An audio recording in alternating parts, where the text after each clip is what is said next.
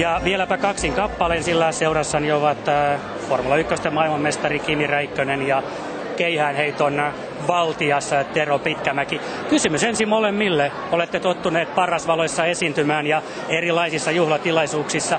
Minkälaiset ovat nämä Suomen 90-vuotisjuhlat? Minkälainen tunnelma tänään? No ihan hyvä tietenkin, että ekaa kertaa täällä linnassa, että kerran ollut kutsu, mutta ei ole päässyt paikalle, että paljon porukkaa ja paljon uteliaita ihmisiä, että ihan mukava tulla katsomaan nyt täälläkin.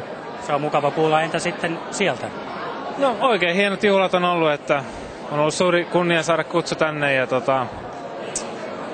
ollaan nautittu täällä olemisesta ja on ollut tosi hienot juhlat.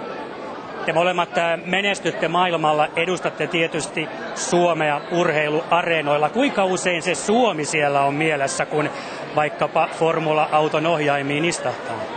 No oikeastaan varmaan silloin eniten, jos on voitto tullut, niin tulee maamelaulu, niin silloin se varmaan muistaa parhaiten, mutta ei sitä muuten mieti, että on Suomesta, että ei kaikkea sen tietää, mutta sitä ajaa, kun tykkää ja rakastaa ajamisesta ja ajaa tiiminsä puolesta, että vähemmän sitä miettii kotimaata silloin.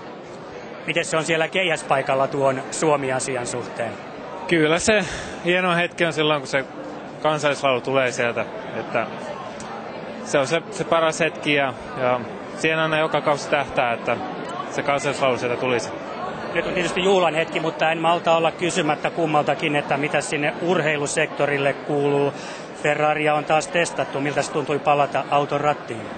No paluu arkeen oli taas, että ihan mukavaa oli, että tietenkin vähän vaihtunut taas, luistoistot poistunut viime kesästä, että erilaista, mutta aina mukavaa ajaa vähän ja sitten ensi vuonna ruvetaan katsoa, että miten saadaan uusi auto kulkea ja sitten vasta ratkotaan taas mestaruuksia, että se on vähän vaan kokeilua taas, että pidetään nyt eka vielä lomaa ja aloitetaan tammikuussa taas kunnon työnteko. Se on varmasti näin. Entä työnteko keihäsmiehellä, onko se jo täydessä touhussa? Kyllä on täydessä touhussa, että samat mitä Kimellä, että paluu arkeen. 6 viikkoa treenailtu tiukasti ja kohtaessa lähdetään Etelä-Afrikkaan heittelemään, että on kausi hyvältä käynyt.